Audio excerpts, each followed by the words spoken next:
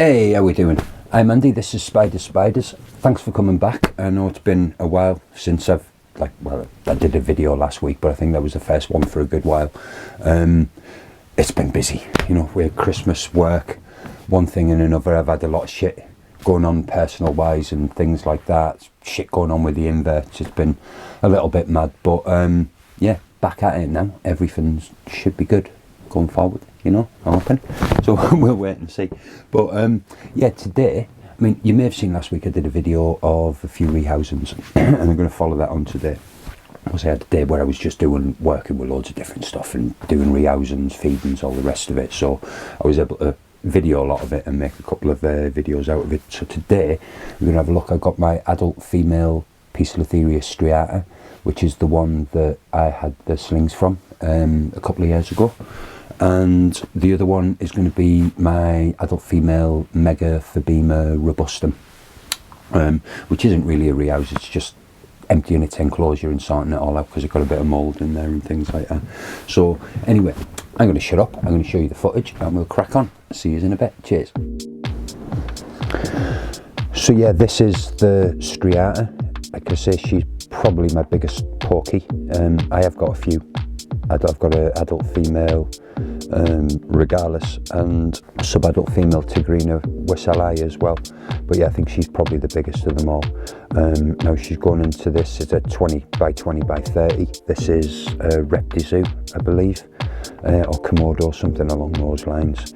And you see here, just being a bit careful with her because she was in the big Exoterra, the 30 by 30 by 45. Now she wasn't too happy when I was trying to get her into this catch cup, so as you can see I'm just taking some extra precautions to make sure she doesn't do a runner or have any chance of getting out, like. But as you'll see, true to form, making a liar of me, you see she actually goes in, she's really calm. Now I'm assuming, like I say, this is because unfortunately I did have to piss her off a little bit getting her into that catch cup, but I'd left her on the side for about 3/4 of an hour or so while I sorted this enclosure out, and as you can see she comes down and she's pretty good, like she's pretty settled.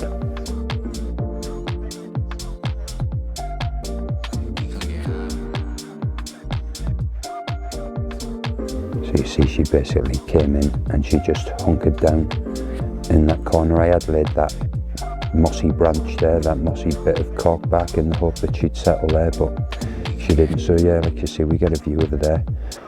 Now she has recently molted and she hasn't fed since then. I did offer her a feed before I took her out of the enclosure.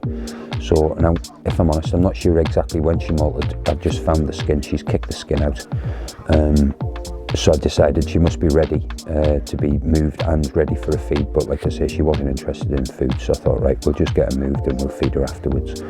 But you'll see that her abdomen is quite small, so she does need a bit of a feed up, like.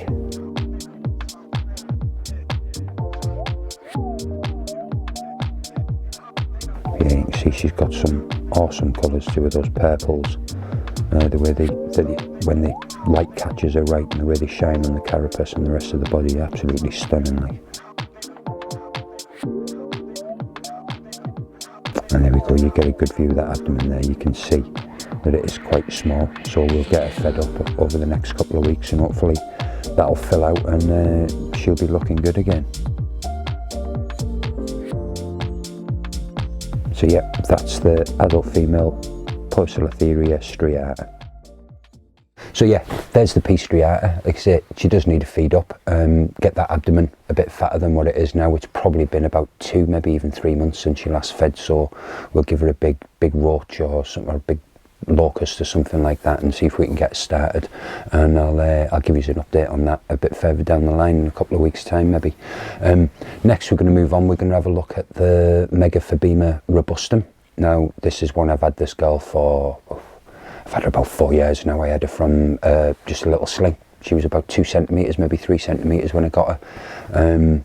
And Fedu's, she is stunning, she's a beast. So yeah, I'll just get on with it and you just can have a look, eh? See you in a bit.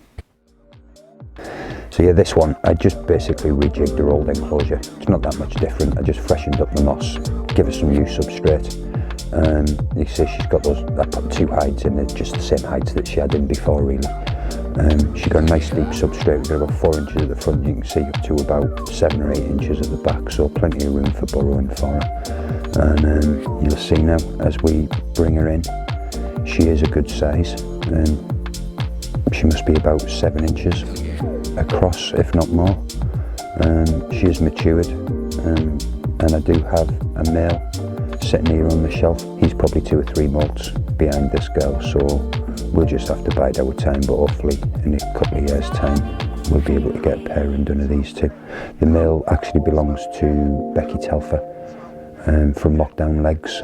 She passed him on to me a while ago, and he's just been sitting patiently waiting to mature. Like, but yeah, you'll see here, she's absolutely stunning, this girl is. She's a good size. She eats like a demon. You can see those legs here. Certainly anybody that knows that their urticating hairs are on their legs, so you certainly don't want to be messing around towards the back end of them, otherwise you might get a little unwanted surprise. Like. But yeah, this is the Megaphobema robustum, and you can see she went in pretty easy, and again, we'll try and provide some updates further down the line.